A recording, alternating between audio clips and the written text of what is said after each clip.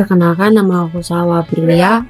Aku dari Fakultas Pertanian, Program Studi Agribisnis. Di sini aku akan menjelaskan tentang jejak karbon produk pertanian, isu baru di dunia agribisnis.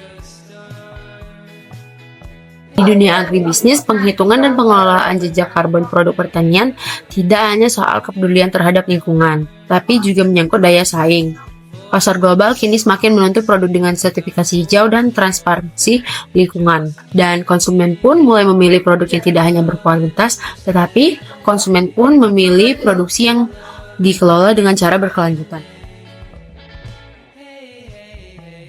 Adapun faktor lingkungan yang berpengaruh, yakni penggunaan lahan atau bisa dikenal dengan land use, yakni alih fungsi hutan menjadi lahan pertanian, meningkatkan emisi karbon akibat deforestasi. Dan yang kedua adalah pemakaian pupuk dan pestisida kimia. Pupuk nitrogen menghasilkan emisi N2O, yaitu nitrous oxide, gas rumah kaca dengan potensi pemanasan global yang lebih tinggi dari CO2.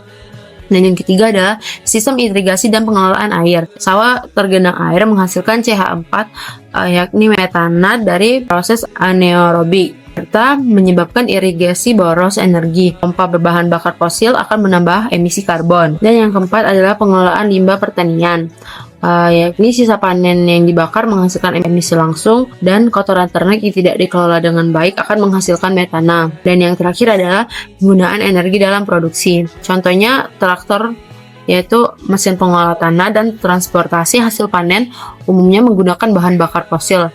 Semakin tinggi ketergantungan energi fosil, maka semakin besar jejak karbonnya.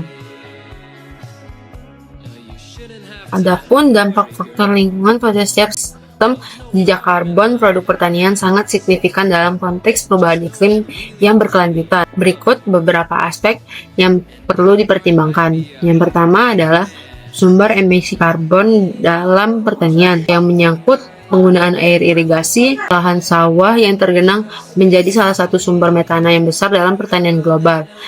Ia berkontribusi hingga 10% dari total emisi metana di dunia.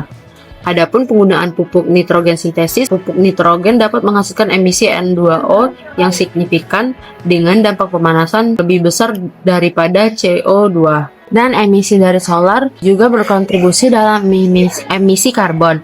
Dengan setiap liter solar yang digunakan melepaskan sekitar 2,68 kg CO2 ke atmosfer. Dampak faktor lingkungan pada jejak karbon adalah degradasi lingkungan. Penggunaan bahan kimia yang masif dalam pertanian dapat menyebabkan degradasi lingkungan dan ekologi. Kehilangan biodiversitas. Budidaya pertanian monokultur dapat menyebabkan kehilangan biodiversitas dan deforestasi. Pemanasan global juga memicu emisi gas rumah kaca dari sektor pertanian yang dapat meningkatkan suhu global dan memperburuk perubahan iklim.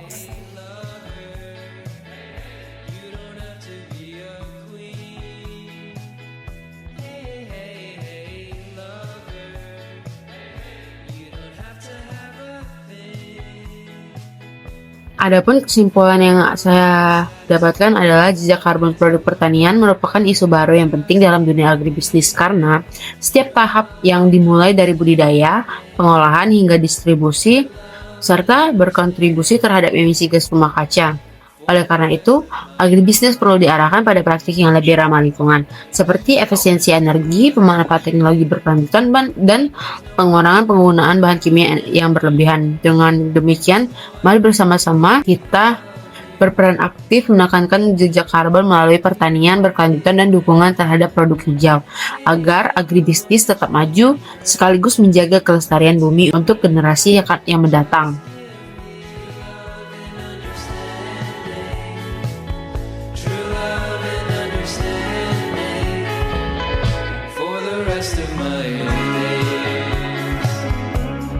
Shouldn't have to worry, girl. Love's no problem in my hands. Just know I really, really love you. And in your heart I'd be a big man.